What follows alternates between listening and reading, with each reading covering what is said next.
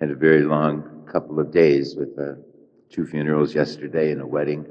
And I sat down last night to write my sermon, and I woke up at 3 in the morning in my chair. So I have a few brief thoughts for you today. It's Good Shepherd Sunday. We have many, many titles of Jesus. And of all the titles that he has, I think Good Shepherd is one of the most personal for us. I am the Good Shepherd, leading you into everlasting life. I may have told you this story before about a teacher teaching their children in school about the 23rd Psalm, the Lord is my shepherd.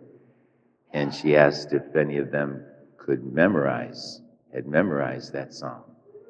The little boy raised his hand right away, and he went up to the pulpit, and he stood there, and he said, "The Lord is my shepherd, and that's all I need to know." And he sat down. And how appropriate his response was. The Lord is my shepherd, and that's all I need to know. God is always watching over us. It's really not too flattering that we're the sheep. Sheep aren't too bright. They just want to wander from the flock. They don't think about it, and they end up stuck in a thorny bush, or they get lost so easily. If they're not careful, some poacher comes along and they find themselves on a platter surrounded by mint jelly. And so sheep aren't too smart. But the Lord calls us sheep, and sometimes isn't that what happened with mankind? Adam and Eve in the beginning, they wandered away. They only had one law to obey from God. Just don't eat of the tree of good and evil. But in their pride, they did it anyway. And then they lost the happiness that God created for them. They refused to listen to God, and they lost it. But the Lord promised them right away, he promised them a Redeemer. And that's what we celebrate today, the Good Shepherd, leading us to everlasting life. When we come up with the question of why does God allow so many bad things to happen? Bad things happen because we live in a world that's affected by sin.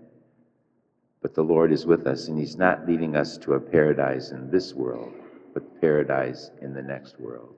He's leading us to everlasting life. It's so important for us to stay connected to the shepherd. We hear his voice every time we listen to these scriptures, and we must take them to heart.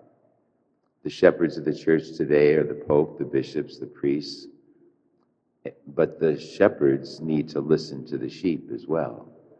When the sheep come to the shepherds for advice, or when they come to the shepherds telling us what they think ought to happen, we need to take that seriously.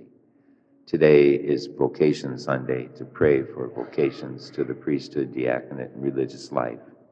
And we need to do that very seriously. The church is in great need of more priests, deacons, and religious in our world today. It's through them that God continues to lead and guide the church.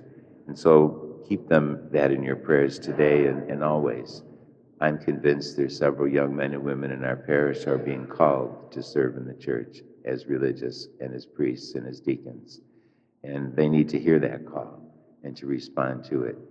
I can testify after more than 40 years of priesthood that it's certainly a wonderful calling to be able to be so intimately close to Christ as he leads his people towards him.